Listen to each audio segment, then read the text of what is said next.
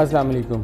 आज के प्रोग्राम के हमारे दो टॉपिक्स हैं। एक तो नैब ने 150 लोगों की फहरिस्त पेश की है सुप्रीम कोर्ट ऑफ पाकिस्तान में, जहां नवाज़ शरीफ साहब, शहबाज शरीफ, आसिफ अली जरदारी समेत पाकिस्तान के बहुत से फॉर्मर प्राइम मिनिस्टर्स और बड़े सीनियर किस्म के जो हमारे गवर्नमेंट ऑफिशियल्स हैं उनके नाम उस फहरिस्त में शामिल हैं। फाइनेंशियल करप्शन भी है, मिस यूज़ ऑफ पावर भी है, लैंड ग्रैबिंग के इश्यूज़ भी हैं। सारों की तफसील मैं अभी आपको बताता हूँ। दूसरा, अल्ताफ़ हुसैन ने अभी से थोड़ी देर पहले एक स्टेटमेंट जारी की है जिसमें वो कहते हैं हमसे राह से मदद लेने का इल्ज़ाम लगाने वाले वज़ीर-ए-आज़म, वज़ीर दाखिला, वज़ीर दिफा, DGISI और DG रेंजर्स की सरबराही में कफन पहनकर मकबूजा कश्मीर जाएं और इंडिया की फ़ौज से लड़ें। इसके अलावा और भी काफ़ी बातें हैं, मैं इसके ऊपर प्रोग्राम में तफसील से आगे जाऊँगा तो फिर बात करेंगे। आपको वो फहरिस्त भी दिखाऊँगा जो आई है। और इसके अलावा इसी महीने, जुलाई के महीने 14, 15, 16, 17 ये शायद तारीखें और 22 तक ये चलती हैं, जहां ज़मानतें बरतानवी पुलिस के पास खुद अल्ताफ़ हुसैन की, इनके वो करीबी अजीज़ इफ्तिखार हुसैन जिनके ऊपर इमरान फ़ारूक मर्डर केस का बराह रास्त वो इन्वेस्टिगेशन जारी हैं, वो सारी ज़मानतें तारीख करीब आ रही है, 15, 16 जुलाई से शुरू हो जाएंगी। अगर वो ज़मानतें एक्सटेंड नहीं होती, फॉर्मली चार्ज कर दिया जाता है, तो नेक्स्ट फेज़ स्टार्ट हो जाएगा। क्योंकि बहुत से लोगों का असेसमेंट किया है कि पाकिस्तान में इमरान फ़ारूक मर्डर केस में जिन लोगों को गिरफ़्तार किया गया और बरतानवी पुलिस को रिसाई दी गई, तो उसके बाद नेक्स्ट फेज़ अब तक दूर नहीं है। ये बरतानवी ऑफिशियल जो यहाँ मौजूद हैं, ये जाकर जब रिपोर्ट करेंगे तो यकीनन उनके पास, उनके अदालती निज़ाम के पास, उनके पुलिस सिस्टम के पास वो शवाहिद आ जाएंगे जिनकी बुनियाद के ऊपर उस केस को आगे ले जा सकें। एक हमारे प्रोग्राम में गुज़श्ता रोज़ भी और उससे पिछले हफ्ते भी एक बात हुई थी तनवीर ज़मानी और आसिफ अली जरदारी की शादी के हवाले से। तो कल यहाँ पर यहीं बैठे हुए सईद गनी साहब से मैंने कहा कि आप एक वन लाइनर बराह रास्त इसकी डिनाइल जारी कर दें, ताकि रोज़ाना ही ये बात हो रही है, पिछले कई दिनों से तवातर के साथ हो रही है, डेली 1 या 2 प्रोग्राम में वो अपीयर होती हैं और एक एम्बिगुअस किस्म का रिस्पांस होता है जिससे ये तासुर कायम होता है कि आसिफ अली जरदारी के साथ उनका कोई रिश्ता है। तो ये डिनाई पीपल्स पार्टी खुद कर सकती है, मैं या कोई और नहीं कर सकता। तो इसके ऊपर मैं अप्रिशिएट कर रहा हूँ कि फ़रतुल्लाह बाबर दुरुस्त फैसला करते हुए एक स्टेटमेंट जारी की है। वो स्टेटमेंट क्या है? A totally wrong impression is also sought to be created in the media interviews that former President Mr. Asif Ali Zardari has married this woman. The rumor of Mr. Zardari having married this lady have unfortunately been deliberately aided by the said lady by avoiding answers to pointed questions, speaking with double tongue and otherwise employing gestures and pauses in replies to the question, the spokesman said। ये फरतुल्लाह बाबर साहब ने कहा है कि उनका जरदारी साहब से कोई रिश्ता कोई नहीं है, कोई पार्टी ऑफिस नहीं है। बड़ी क्लियर और बराह रास्त डिनाइल है। This is what was needed. 10 दिन पहले आप उस दिन कर रहे थे तो शायद ये 10 दिन ये प्रोग्राम ना चलते। मैं अब प्रोग्राम के अपने टॉपिक की तरफ वापस आ जाता हूँ। इस्लामाबाद स्टूडियोज़ में आज हमारे साथ मेहमान शख्सियात में शामिल हैं समसाम बुखारी साहब पाकिस्तान तहरीक इंसाफ से और आबिद शेर अली साहब पाकिस्तान मुस्लिम लीग नवाज से। दोनों को वेरी वार्म वेलकम। इसके अलावा वसीम अख्तर साहब MQM से हमारे साथ हैं कराची स्टूडियो से। वसीम साहब, आपको भी खुश आमदीद कहता हूँ। जो पहले करप्शन वाले केसेस के ऊपर लिस्ट आज सबमिट हुई है, वहाँ से स्टार्ट करते हैं।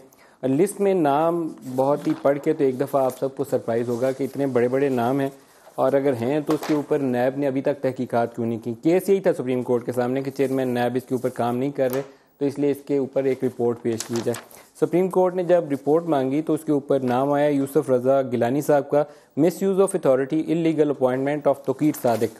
इसके अलावा नाम आया जनाब वहाँ पर आसिफ अली जरदारी साहब, assets beyond known sources of income. उनके पास इतने वसाइल हैं जितनी उनकी आमदन नहीं है। ये रूल वैसे सब पे अप्लाई होना चाहिए, जो मिलिट्री के अंदर लोग रिटायर्ड मौजूद हैं उन पे भी अप्लाई होना चाहिए। इंसाफ का यही तकाज़ा है। मैं आपको अभी मिलिट्री के अंदर जो इस वक्त अकाउंटेबिलिटी प्रोसेस चल रहा है उस पर भी बताऊँगा, क्योंकि शायद पाकिस्तान की हिस्ट्री में पहला मौका है कि मिलिट्री के अंदर बड़ा स्ट्रॉन्ग एक इंटरनल अकाउंटेबिलिटी मैकेनिज़्म खुद जनरल राहील ने इंट्रोड्यूस करवाया है। और जो बहरिया और DHA के हवाले से जिन लोगों के ऊपर इल्ज़ामात थे वो इस वक्त या अंडर इन्वेस्टिगेशन है, और 1-2 के मुतल्लक इससे ज़्यादा की भी इतलात हैं। और एक फॉर्मर कोर कमांडर जो अभी एक हालिया प्रोजेक्ट है कराची के अंदर चल रहा, उसके अंदर कहा जा रहा है कि उनसे भी तहकीकात जारी। मेरे ख्याल इतने हायर लेवल के ऊपर कभी मैंने सुना नहीं है। पहले छोटा मोटा वो चपरासी भड़काने वाला ही काम पाकिस्तान में होता है, बड़ों को हाथ नहीं डाला जाता। तो ये जो स्टार्ट था फ़ौज के अंदर, ये उसकी मुझे लगता है कि अब कंटिन्यूशन सिविल साइड के ऊपर भी आएगी। Prime minister Nawaz Sharif, illegal appointments in FIA, miss use of authority. Hussain Haqqani साहब, इन्होंने मिस यूज़ ऑफ अथॉरिटी की है, अनलॉफुल अवॉर्ड किया है लाइसेंसेज 3 प्राइवेट कंपनीज़ को। इसके अलावा Shujaat Hussain Sahab misuse of authority assets beyond mean, Ishaq Dar Sahab misuse of authority, इनके पास कोई 23 मिलियन पाउंड और 3.488 मिलियन डॉलर्स और $1250 एक अलहदा लिखे हुए हैं। इनकी तहकीकात हो रही हैं कि ये पैसे वैसों की क्या कहानी है। मियाँ नवाज शरीफ साहब के पास misuse of authority construction of road from Raiwind to Sharif family house and thus misappropriated 125.664 million. बहुत लंबी लिस्ट है, आपको प्रोग्राम में आगे चलते जाएंगे तो इस लिस्ट से और भी नाम है जो पढ़ के सुनाऊंगा। इसके अलावा राजा परवेज़ अशरफ साहब के पास रेंटल पावर प्रोजेक्ट से लेकर और कई मुकदमात हैं। पूरा एक पेज के ऊपर 4-5 केसेस खाली राजा परवेज़ अशरफ के हवाले से ही हैं। आप फरमाइएगा आबिद शेर अली साहब, मैंने एक दिन आपसे पहले बात की, मिलिट्री के अंदर इंटरनल अकाउंटेबिलिटी मैकेनिज्म जो है शायद पहली दफ़ा स्टार्ट हुआ है, इतना बड़े पैमाने पर हमने पहले कभी देखा नहीं। सिविल साइड के लिए शायद चैलेंज थ्रो किया उन्होंने, आप तैयार हैं उसके लिए? मैं समझता हूँ कि नदीम मलिक साहब गरीब का इस्तेसाल होता रहा है और बिल्कुल अच्छी चीज़ है ये। अकाउंटेबिलिटी क्रॉस द बोर्ड हर महकमे के हर शख्स से स्टार्ट होनी चाहिए। मेरे पे कोई इल्ज़ाम है तो ठीक है, अदालतें मौजूद है, एक अकाउंटेबिलिटी का अदारा मौजूद है, तो ये मैं समझता हूँ कि सबसे बड़ी निशानी यही है कि एक हुकूमत ने फ्री हैंड दिया हुआ नैब को कि आप इन्वेस्टिगेशन करें। चाहे मेरे पे इल्ज़ाम है, ए है, बी है, सी है, जैसे आप ये लिस्ट ज़ाहिर पढ़ के सुना रहे हैं तो कोई किसी पे पाबंदी नहीं है। तो मैं समझता हूँ कि ये एक अच्छा जेस्चर है। अक्रॉस द बोर्ड एक मरतबा एहतसाब माजी में भी हुआ, माजी की तरह एहतसाब नहीं होना चाहिए कि ऊपर कोई और बैठा था तो नीचे जजेस से फैसले करवाए जाए। मेरिट पे होना चाहिए, आए बिल्कुल प्रूव करें, इन्वेस्टिगेशन करें। जो मुजरिम हो उसको सज़ा मिलनी चाहिए, बिल्कुल मिलनी चाहिए। ये आप आबिद शेर अली साहब ने स्टेटमेंट अच्छी दी है। समसाम साहब, आप समझते हैं कि ये अकाउंटेबिलिटी होगी या सिर्फ ये एक ढकोसला ही साबित होगा? पहली बात तो ये कि मैं अपने भाई से एग्री करता हूँ जो मिनिस्टर साहब ने फरमाया। दूसरी बात मैं ये कहता हूँ कि आपने 2 सवाल किए कि होगी कि नहीं होगी। लिस्ट छप गई है, 2 तरह की चीज़ें होती हैं। जिसने कुछ किया है उस पर तो कुछ होना चाहिए, और जिसने कुछ नहीं किया उसको पाक भी होना चाहिए, उसका नाम बदनाम नहीं होना चाहिए। नाम आ गया 100 दफ़ा आ गया, मगर जिस तरह आज आप नाम ले रहे हैं कि फलाने फलाने के ऊपर है, अगर वो पाक हो जाए अदलिया से और इनसे, तो फिर ये भी प्रोग्राम होने चाहिए कि फलाने बंदे के बारे में कुछ नहीं। जिस दिन सुप्रीम कोर्ट एक्विट करेगी उस दिन हम दोबारा। मैं वही कह रहा हूँ मुजरम आप तब तक नहीं कह सकते इनमें से एक को भी जब तक इल्ज़ाम साबित ना हो। तो उससे ही होगी जो मुजरम बनेगा। मैं वही कह रहा हूँ। दूसरी बात यह है कि जो मुजरम साबित हो जाए उस पर बिल्कुल होना चाहिए। और एक मैं और अर्ज करूँ कि फिर अगर नैब वाकई कुछ कर रही है तो फिर नैब के अंदर होना चाहिए मीडिया ट्रायल, होना चाहिए कि ए का हो रहा है और बी का ना हो। मीडिया ट्रायल नहीं हुआ, ये बेसिकली सुप्रीम कोर्ट ने ऑर्डर दिया। आप बताइए कि तफसीलात क्या हैं? What I am saying is कि मीडिया में अगर कोई बात आए तो ए की आए तो बी की भी आए, बी की आए तो सी की भी आए। समसाम साहब, ऐसे एक चीज मैं आपको माजी का सारे लोग आप जैसे प्रोग्राम माजी के हवालों से एक हवाला बताऊंगा आपको। आप लोग 2 मुकदमात ऐसे थे, मुझे बात खत्म कर लें। नहीं, आपसे ही पूछूंगा इसका जवाब। बेनज़ीर भुट्टो पे मुकदमात शुरू हुए थे, अल्लाह ताला उनकी मग़फ़िरत करे, वो बेनज़ीर की हुकूमत में ही ख़त्म हुए थे। नवाज शरीफ के खिलाफ करप्शन के चार्जेस शुरू हुए थे, अभी नवाज शरीफ के दौर में ही 2 केसेस अभी भी खत्म हो गए। उन्होंने कहा कि इन्वेस्टिगेट नहीं कर सके हम, उन्होंने कहा तवील अरसे से पेंडिंग तक केस खत्म कर। Whatever is this is not the process of नहीं, this is not the process. अच्छा, अब आगे आपके मैं पार्ट बी का जवाब देता हूँ। आप कहते हैं कि कुछ होगा या नहीं होगा, मेरे ख्याल में कुछ नहीं होगा। होना चाहिए पर होगा। मैं एक चीज़ ऐड करूं, जो आप बात कर रहे हैं, मुशर्रफ साहब जब इक़्तिदार में थे उनसे बड़ी मेरा ख्याल कोई पावर नहीं थी जिन्होंने नवाज शरीफ साहब के खिलाफ प्रूव किया। और अल्हम्दुलिल्लाह कोई ऐसी चीज़ रेगुलरिटी, कोई करप्शन, कोई मिसयूज़ ऑफ पावर होता ही है ना, कोई सज़ा दिला देते। सिर्फ एक वो हाईजैकिंग का नाम निहाद केस बन गया। देखें, फिर इस तरह के लोगों को भी सज़ाएं देनी चाहिए जो नाम निहाद बिल्कुल मिलनी केसेस बनाते हैं, फिर उनका ट्रायल करते हैं 11-11 साल, उनको मुल्क बदल करते हैं। उनकी अकाउंटेबिलिटी कौन करेगा, जिससे पूरी कौम सफ़र करती है, उनकी फैमिली सफ़र करती हैं। लोगों को अटक किले में फेंका गया। मुझे बताएं कि जो लोग बरी हो रहे हैं उनकी 4-4, 6-6 सालों का जो सजाएं काटी अटक किले में, उसका जिम्मेदार कौन? अच्छा, मैंने वो जो ये खबर एक पोस्ट की थी तो उसके ऊपर लोगों ने 2-3 सवालात किए थे। मैं वो सवालात तो ऑन दोहरा देता हूँ। ये आर्मी के लिए, आर्मी को इसे एड्रेस करना पड़ेगा। NLC में कुछ लोगों को सजाएं हुई, करप्शन के एलिगेशन आए, उसके ऊपर क्या हुआ? ये बहुत बड़ा सवाल था जो मुझे बार बार लोगों ने कोट किया। इसके अलावा एक फहरिस्त आई थी पाकिस्तान में IGI के ज़माने में, वो IGI बनी कैसे, पैसे कैसे तकसीम हुए, उसके ऊपर सुप्रीम कोर्ट का ऑर्डर आया था, उसके ऊपर भी लोगों ने सवाल किया। तो ये क्वेश्चन दोनों साइड्स को, दोनों फ्री कैन को, सिविल और मिलिट्री दोनों को एड्रेस करना पड़े। फ़ौज भी एड्रेस उसी ज़ोर से करे और सिविल साइड भी करे। मैं वसीम अख्तर साहब आपकी तरफ आ रहा हूँ।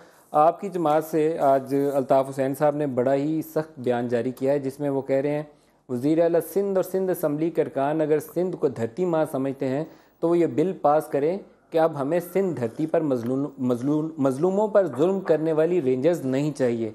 FIA का वो जो कानून है उसके ऊपर भी शदीद तहफ़्फ़ुज़ात आपने शुरू कर दिए हैं, क्यों? में जिस बयान का जिक्र कर रहे हो आप, इसमें कोई भी गैर आइनी, गैर कानूनी बात नहीं है मेरी नज़र में। आपका जो पहला डिस्कशन था उसमें भी मैं कंट्रीब्यूट करना चाह रहा हूँ, या सिर्फ मुझे दहशतगर्दी और रॉ के चक्कर में रखा हुआ है सिर्फ आपने? मैं मजाक कर रहा हूँ। ऐसे आबिद शेर अली एक सियासी कारकुन है, मैं रॉ के चक्कर में नहीं है वसीम अख्तर साहब, आप रॉ के चक्कर में नहीं है। नहीं मैं नहीं हूँ। आबिद शेर अली को मैं जानता भी हूँ, शमशान भाई को भी जानता हूँ, सारे दोनों सियासी वर्कर हैं, मैंने 5 साल गुजारे हैं इनके साथ। देखें, माजी में आपने फौज के हवाले से अकाउंटेबिलिटी की बात की, बहुत अच्छी बात है। मैं भी मानता हूँ राहील शरीफ साहब जो हैं वो एक सोल्जर हैं, सोल्जर जो जितना मैं जानता हूँ और पढ़ा है मैंने उनके लिए, सोल्जर आदमी हैं, ऑनेस्ट आदमी हैं, और इनसे बहुत लोग एक्सपेक्ट कर रहे हैं कि ये बेहतरी लाएंगे। तो अल्लाह करे, अल्लाह इनको हिम्मत भी दे, चीज़ों में बेहतरी आए।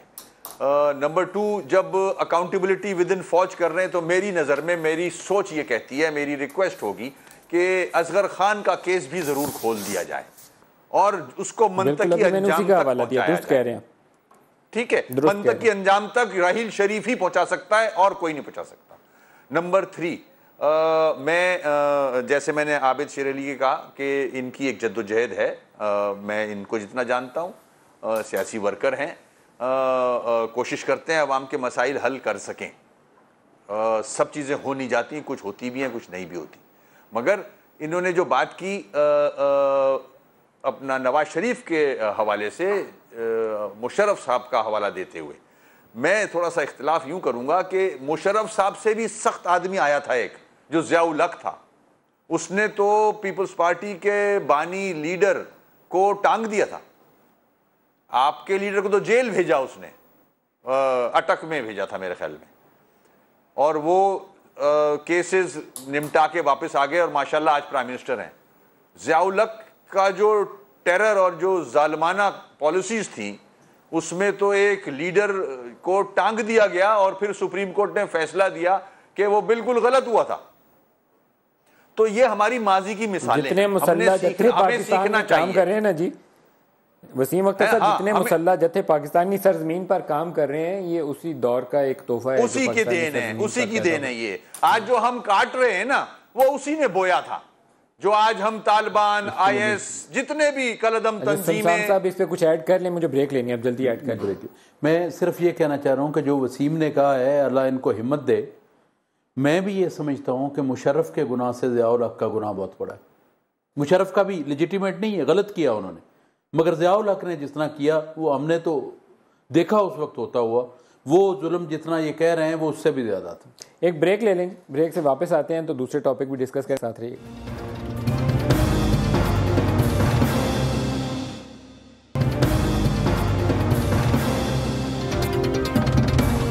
प्रोग्राम में दोबारा आपको खुशामदीद कहते हैं। कुछ चीज़ें ऐसी हैं जो आजकल पाकिस्तान के दाखिली हालात में जिनको बार बार डिस्कस करना पड़ता है, और उसमें कराची और MQM तकरीबन बहुत तवातर के साथ मसला आ जाता है, क्योंकि कराची में एक रेंजर्स ऑपरेशन कर रही है जिसको ख़ुद MQM ने मुतालबा किया, सिंध हुकूमत ने इंडोर्स किया, और पाकिस्तान की फेडरल गवर्नमेंट जो थी उसने उसकी मंजूरी दी, जिसके बाद ये सारा प्रोसेस आगे बढ़ा। लेकिन उसके बाद तलखियाँ, कुछ लेवल उनका एवरी डे एक स्टेप ऊपर चला जाता है। अभी जो मैंने जिस स्टेटमेंट का हवाला दिया उसमें अल्ताफ़ हुसैन कह रहे हैं हमसे रॉ से मदद लेने का इल्ज़ाम लगाने वाले वज़ीर आज़म, वज़ीर दाखिला, वज़ीर दिफा, DG ISI और DG रेंजर्स की सरबराही में कफन पहनकर मकबूजा कश्मीर जाएं और रॉ और इंडिया की फ़ौज से लड़ें। इसके अलावा वो कह रहे हैं कि नवाज़ शरीफ FIA को जो इख्तियारात दे रहे हैं, कल इसका इस्तेमाल नवाज़ शरीफ के ख़िलाफ़ ही होगा। अगर रेंजर्स ने धरने के शुरा पर गोली चलाई तो फिर तमाम तर नताइज की जिम्मेदारी रेंजर्स और रेंजर्स के कप्तान पर होगी। रेंजर्स के मुजालम गिरफ्तारियों, तशद्दुद और मावराए अदालत कत्ल के खिलाफ वज़ीर आला हाउस के सामने एहतजाजी धरना देंगे। आबिद शेर अली साहब।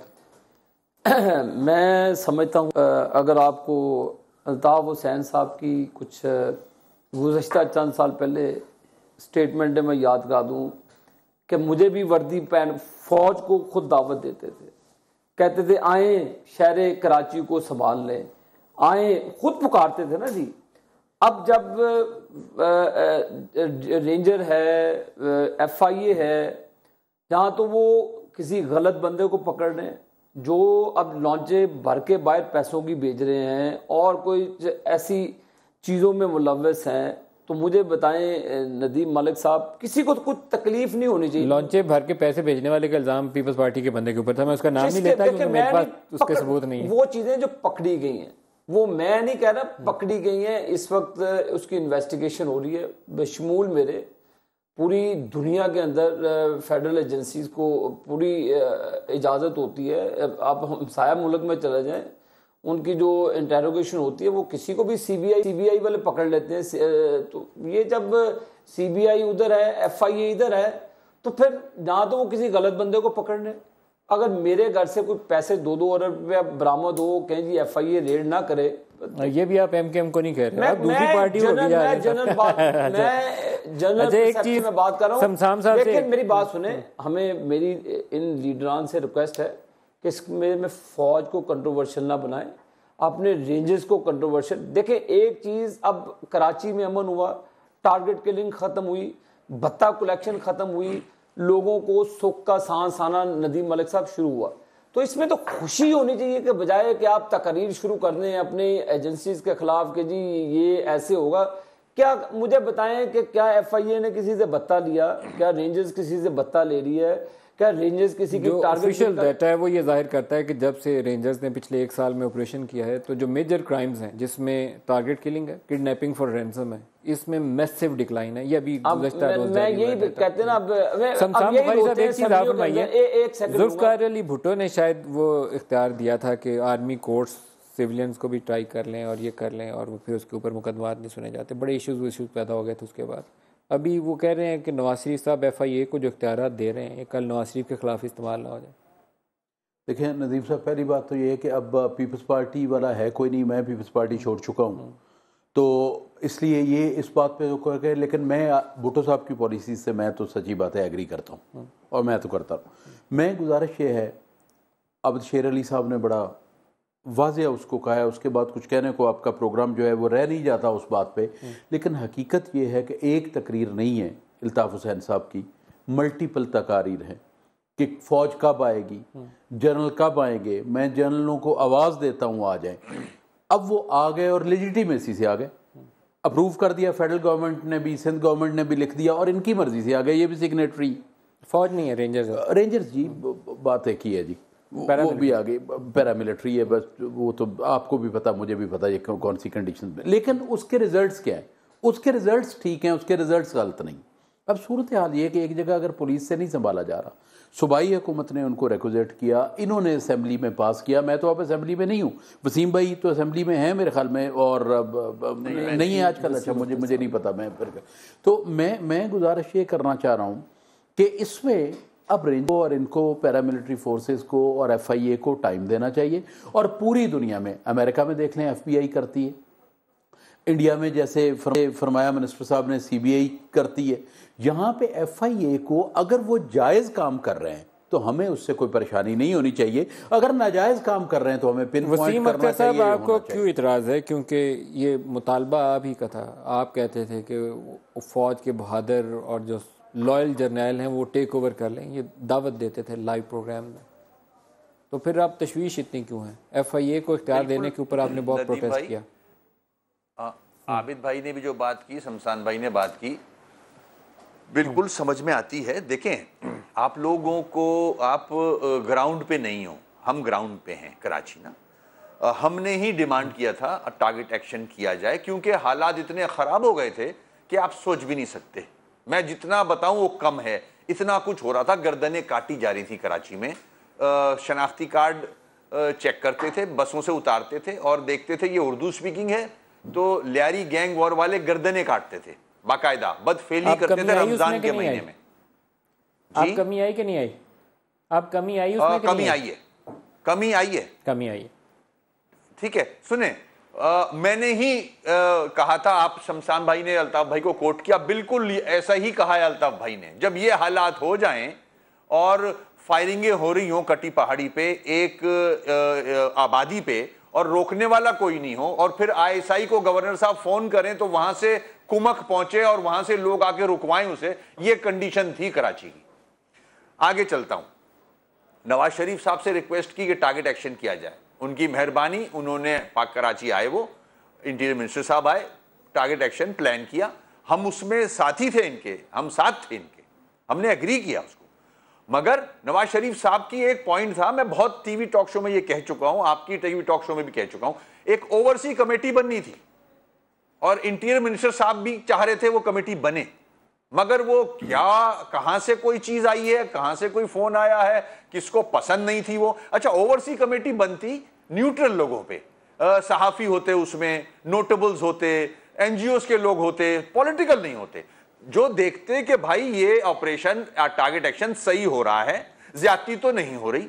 देखें, आज जिस बयान का आप जिक्र कर रहे हो अल्ताफ भाई के, उसमें ज्या है, इसलिए कहा जा रहा है ये, हम कोई खुदा ना खास्ता ना फौज के अगेंस्ट है ना रेंजर्स, हमारी अपनी है, हम ओन करते हैं इसको, हम फखर करते हैं कि भाई ये जंग लड़ रहे हैं दहशतगर्दी के खिलाफ, ज़रबे अज़ मुल्क को बचा रहे हैं, शहादतें दे रहे हैं। मगर जहां ज्यादती होगी तो मेरी रेंजर्स है ना, मैं तो बोलूंगा उसके लिए, उसके खिलाफ बोलूंगा कि भाई ये तुम मत करो। जो कमेटी है वसीम अख्तर साहब, ओवरसाइट कमेटी जो है ये बुरी चीज नहीं होती, ये अच्छी चीज होती है, इसलिए जो चीज मैं तो बोल रहा हूं बननी चाहिए, ओवरसाइट कमेटी, मैं तो इसके फेवर में हूं, एक चीज और ये बननी चाहिए कि जो नहीं, आप ही की बात को कह रहा हूं कि ये अच्छी चीज है, जो बुरी चीज नहीं थी, जो नहीं बनी है, अच्छी चीज है, इसको बनना चाहिए। हाँ, देखिए नदीम भाई, उसकी वजह से तो ये प्रॉब्लम हो रहे हैं। इजलास हुआ था 4 जून को, एक इजलास हुआ था एपेक्स कमेटी का। थोड़ा सा हम अपना करप्शन वाला टॉपिक भी साथ मिक्स कर लें, जिसमें कराची के अंदर कुछ वज़रा की लिस्ट और कुछ गवर्नमेंट ऑफिशियल्स की लिस्ट पेश की गई थी कि ये करप्शन में, लैंड ग्रैबिंग में, चाइना कटिंग में, ज़मीनों पर कब्जे में मुलव्वस है। उसके बाद ये तय पाया था कि FIA को और रेंजर्स को, और नहीं, रेंजर्स ने तजवीज़ ये दी थी कि FIA और नैब को आप एम्पावर करिए। ये DG रेंजर्स ने प्रेजेंटेशन दी थी पावर पॉइंट पे, और उसी एपेक्स कमेटी में ये फैसला हुआ था कि FIA को बाख्तियार किया जाए। ये फैसले हुए थे, जिसके बाद वो 11 को एक स्टेटमेंट आ गई और फिर सिंध हुकूमत और रेंजर्स ने आपस में एक दूसरे के खिलाफ बयानबाजियाँ की। ये वही थी, फिशरीज़ के ऊपर छापा पड़ा, वो आपका वो क्या था जी, वो कंस्ट्रक्शन, सिंध कंस्ट्रक्शन बोर्ड वाले उस साहब को ढूंढ, मंजूर कादर को ढूंढ रहे हैं, ये सारी चीज़ें शुरू हुई। ये सिलसिला तो वहीं से शुरू हुआ था। तो हाथ डलने दें उन लोगों को जो करप्शन में मुलव्वस हैं। टेरर फाइनेंस में वो कहते हैं 230 अरब रुपया कराची से जनरेट होता है, फिर रुकावट क्यों? चलने दें इस काम। नदीम भाई, इसका तरीका होता है ना, देखें, अब जैसे आपने करप्शन की बात कर दी, एंटी करप्शन मौजूद है, FIA फेडरल इदारों को देखती है, नैब फेडरल इदारों को देखती है, तो इसका एक तरीका होता है, उस तरीके पर चलें अगर, तो सारी चीजें ठीक हो जाएंगी, कोई उंगली उठाएगा, हम भी नहीं उठाएंगे। अगर आप इस किस्म के बयान दोगे, रेंजर्स इस किस्म के बयान देगी कि यूनिट इंचार्ज और सेक्टर इंचार्ज जो हैं वो सारे गलत हैं और हम उन सबको अरेस्ट करेंगे, तो इस पे ना किसी एंकर ने कुछ खिलाफ बोला कि भाई ये क्या तरीका है, सबको अरेस्ट कर लेंगे आप, ना अदालतों ने कुछ बोला, ना NGOs ने, ह्यूमन राइट्स कमीशन ने कुछ बोला, ना हमारे चीफ मिनिस्टर साहब ने कुछ बोला। ये तरीका नहीं होता है कि आप मेरे चंदा जमा करने पे, फितरा ज़कात करने पे आप अरेस्ट कर लोगे। वो अस्करी विंग को जो है ना वो सपोर्ट करती है। नहीं, देखिए, आपके कहने से कुछ नहीं होता। प्रूफ किया आपने कोई? अगर मेरे में अस्करी विंग है, अगर कोई गंदा आदमी पकड़ ले, मगर हर एक को एक लकड़ी से आप नहीं हाँक सकते, आपके खिलाफ फिर चीजें आएंगी, आप बैनर नहीं लगा सकते, आप सियासी जमात नहीं हो, पूरी जमात को। मैं एक और चीज करूं, एक और चीज, एक नदीम भाई, एक मौका दिया, एक मिनट दे दें, एक मिनट दे दें। देखें, मैं उंगली क्यों उठाता हूं, एक छोटी सी बात है, मेरे दोनों साथी बैठे मुझसे एग्री करेंगे, मेरे में गंदा आदमी है, पकड़ के ले जाएं, 10 ले जाएं, 100 ले जाएं, मगर जब उनको छोड़ा जाए बेगुनाही पे, सारे तो नहीं दहशतगर्द हो सकते, जब वो छोड़े जाते हैं और वो घर आते हैं तो किसी की टांग नहीं होती, किसी का हाथ नहीं होता, 3rd डिग्री टॉर्चर। तो ये ना करें यार, इसलिए हम आवाज उठाते हैं। अच्छा, मैं यहाँ मुझे ले जाएं, मैं गलत हूं तो मुझे मुकदमा बनाएं, मगर मैं सही हूं तो सही तरह मत छोड़े। ठीक है, आज एक और मैं चीज़ की भी वजाहत कर दूं कि एक फहरिस्त ये भी छपी थी कि सिंध में जो लोग लैंड ग्रैबिंग में मुलव्वस हैं, उसमें एक वो बिल्डर्स के कुछ ग्रुप 4 लोग पकड़े गए थे, उनसे तहकीकात हुई, उसके नतीजे में कुछ लोगों के नाम छपे, उसमें ख़ुद गवर्नर सिंध डॉक्टर इशरतुल इबाद का नाम भी छप गया कि ये भी मुलव्वस है। तो मैंने उसका क्या किया कि मैंने वहाँ पर ख़ुद डॉक्टर इशरतुल इबाद से भी पूछा कि बताइए भैया आपका नाम है उसमें। उन्होंने कहा कि ये टोटली बेसलेस है, मेरा इस रिपोर्ट से, इस नाम से कोई ताल्लुक़ नहीं है, आप डायरेक्ट रेंजर्स और FIA से पूछ सकते हो। मैंने यही काम किया, मैंने रेंजर्स और FIA से भी पूछा, उन्होंने कहा उनका कोई ताल्लुक़ नहीं है, इस लिस्ट में उनका नाम नहीं है। तो बात ख़त्म हो गई। बाकी लोगों को भी ये तरीकाकार अपनाया जा सकता है। आबद शेर अली साहब, देखें मेरे भाई वसीम अख्तर साहब बैठे, हम सियासी जो जमात है MQM, पूरी MQM को ना कोई टारगेट कर सकता है ना कोई कर रहा है। एक JIT भी बनी थी, उसमें भी तमाम पॉलिटिकल पार्टीज़ के मिलिटेंट विंग्स और लोगों के नाम, जैसे वसीम अख्तर साहब ने खुद ही कटी पहाड़ी का नाम ले दिया। आपको याद होगा कि कुछ 4 जब जुल्फ़कार मिर्ज़ा लॉ मिनिस्टर थे, उन्होंने 4-5 क्रिमिनल्स को जेल बदर किया, जिस पर उनके कोलिशन पार्टनर बाहर आ गए। मेरा सवाल सिर्फ एक है, अगर मेरी पार्टी में वो कोई क्रिमिनल्स हैं, अगर मेरी लीडरशिप बशमूल मेरे उनका पीछा करेगी, इसका मतलब है कि हमारी उसके अंदर इन्वॉल्वमेंट है, हमारा इंटरेस्ट है उसके अंदर। लाशें गिरती रही।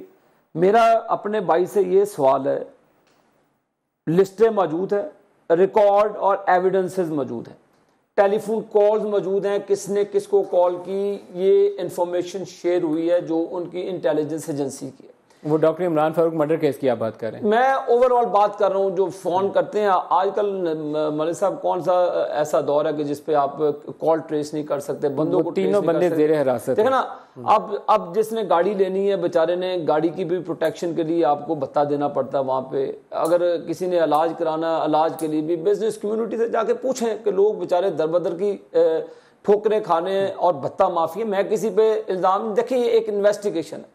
मैं वसीम अख्तर साहब को कहूँगा कि ये डिसोसिएट करें, कहें कि जो क्रिमिनल्स हैं चाहे वो मेरी जमात से उठा के ले जाओ उनको। अच्छा, शमशान साहब, इन्वेस्टिगेशन हो तो सुरखरू होकर निकले वहां से कि जी फिर आके ये अपना केस आजाद है, अदालतों के जरिए। एक 2011 में जजमेंट सुप्रीम कोर्ट ने दी थी, उसने 5 जमातों का नाम लिया था, MQM, पीपल्स पार्टी, सुन्नी तहरीक, जमात इस्लामी और एक कोई और जमात भी थी, मैं नाम बोलूँ शायद ANP, कि इनके सब के अंदर मिलिटेंट विंग्स मौजूद हैं।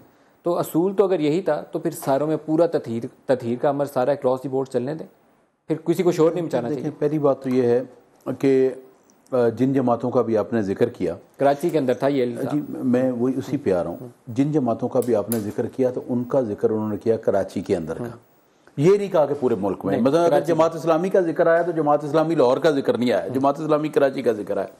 इसी तरह MQM का आया तो वो तो बुनियादी तौर पर है ही सिंध के चंद शहरों की, और कराची में वो बड़ी जमात है सबसे, वो करके। इसी तरह पीपल्स पार्टी का आया, बाकी लोगों का आया।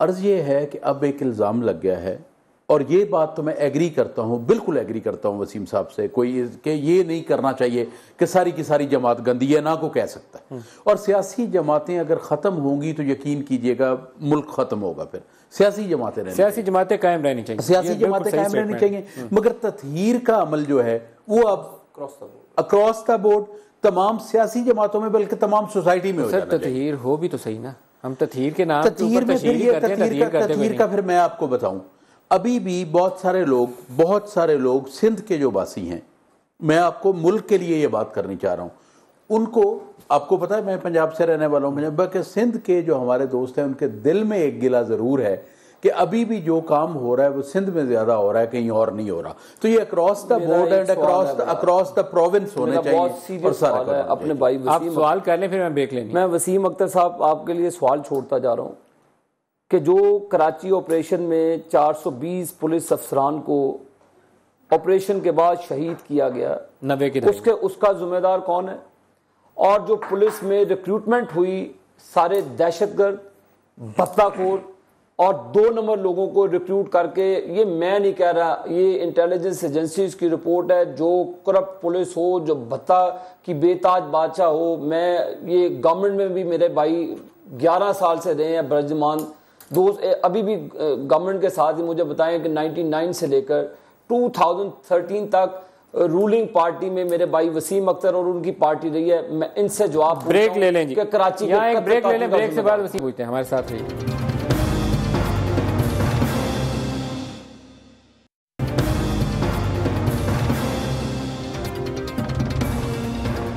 Welcome back. वसीम अख्तर साहब, लास्ट सेगमेंट है और मैं लंदन वाले केसेस के ऊपर भी आपसे राय लेना चाहता हूँ। 15 जुलाई, 16 जुलाई और 17 जुलाई बताया जाता है कि इन दिनों वो जमानतों की तारीख जो है वो करीब आ रही है पुलिस के पास, और बेल हो सकता है कि एक्सटेंड हो, ये भी हो सकता है कि ना हो, चार्जशीट कर दिया जाए।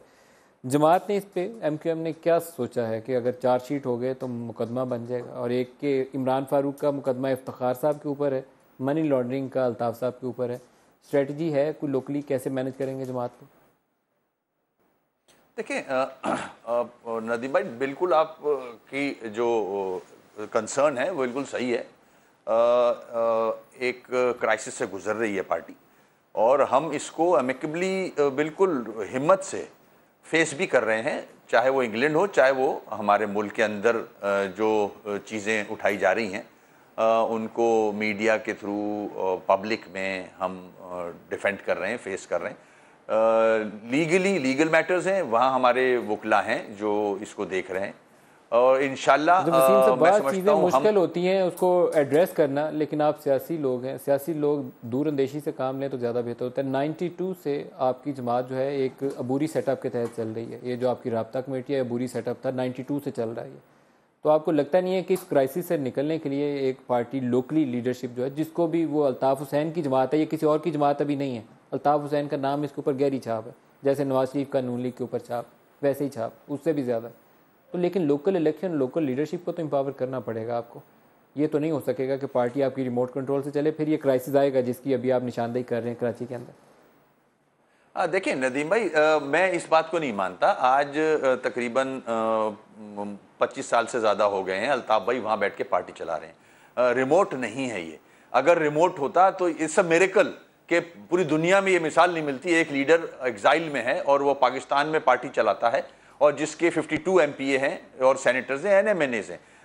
बिल्कुल लोकल लीडरशिप है, राब्ता कमेटी मौजूद है यहाँ, और कायद और बानी लीडर को कोई नेमुल बदल हो नहीं सकता उसका। वो कायद है, लीडर है, रहेंगे। डिफरेंट सिनेरियो आपके जब वो जमानते हैं, आई अंडरस्टैंड भाई, आई अंडरस्टैंड लीडरशिप के ऊपर हर let me explain your first question. देखें, यहाँ राब्ता कमेटी है जो कि चीजों को, इश्यूज को लेके चल रही है, मुख्तलिफ शोबेजात हैं, बिल्कुल चल रहा है, सेटअप पूरा इंटैक्ट है, हम चला रहे हैं पार्टी। जी जी। और वहां भी लंदन में भी एक राब्ता कमेटी है। मैं थोड़ा सा आबिद शेर अली भाई के जवाब को देना चाह रहा था। मैं जरूर दीजिए। जो आबिद भाई ने कहा, ये कंसर्न जेन्युइन है आबिद भाई का कि ऑपरेशन के इतने सारे पुलिस वाले मार दिए गए, तो इसमें मेरी गलती कहां आ गई? MQM की। पकड़ने वाले को, हुकूमत को पकड़ना चाहिए था उनके कातिलों को, और उसी तरह मेरे जो कत्ल हुए हैं लोग पार्टी के, उनको भी कातिलों को पकड़ना चाहिए था। किसी ने नहीं पकड़ा, ना मेरे पार्टी के जो लोग मर्डर हुए, शहीद हुए, उनका कातिल पकड़ा गया, ना पुलिस वालों का कातिल पकड़ा गया। तो ये तो हुकूमत है, वक्त की जिम्मेदारी होती है। जहां तक मेरी बात है, जब मैं हुकूमत में था, टाइम थोड़ा आबिद साहब से भी जवाब ले लीजिए। आबिद साहब, मेरे भाई, एक मिनट, जो जब मैं हुकूमत में था तो ऐसे हालात नहीं थे नदीम भाई जो आज हैं, मेरी हुकूमत में जो आज हालात हैं। मेरी बात खत्म, मेरा जवाब खत्म नहीं हुआ आबिद भाई। आपने सवाल तो कर लिया, जवाब तो ले लेना प्लीज। मेरा जवाब ले लें आप जल्दी से। देखें, मेरी हुकूमत में जब मैं था तो ऐसे हालात नहीं थे जैसे आज हैं। जब मैं होम मिनिस्ट्री देखता था तो ऐसे नहीं थे। और जहां तक देखें, मैं एक कॉमन सेंस की बात छोड़ूंगा सबके लिए। यहां टॉर्चर्स होते हैं, लोगों को ले जाते हैं और टॉर्चर करके छोड़ते हैं। अब अगर कोई इंडिविजुअली किसी को टॉर्चर किया गया हो और वो बाहर निकले, छूट जाए और वो अपना बदला ले ले, तो इसमें MQM क्या करे?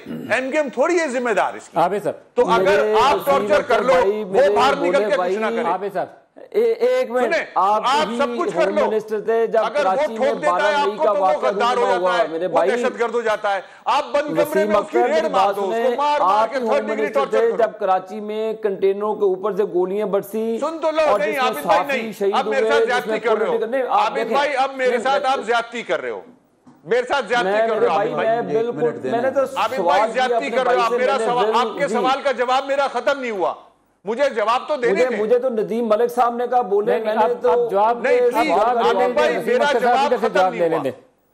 देखिए जवाब ले लें, प्रोग्राम का टाइम मेरे पास 2-2.5 मिनट है, इसलिए मुझे इन दोनों से जवाब ले लेने। शमशाम साहब, मेरी तो 2 चीज़ें हैं, मैं अपने 2 सवाल छोड़ना चाहता हूं क्योंकि हम कराची में नहीं रहते, मुझे सवाल का जवाब मिल जाए बेहतर।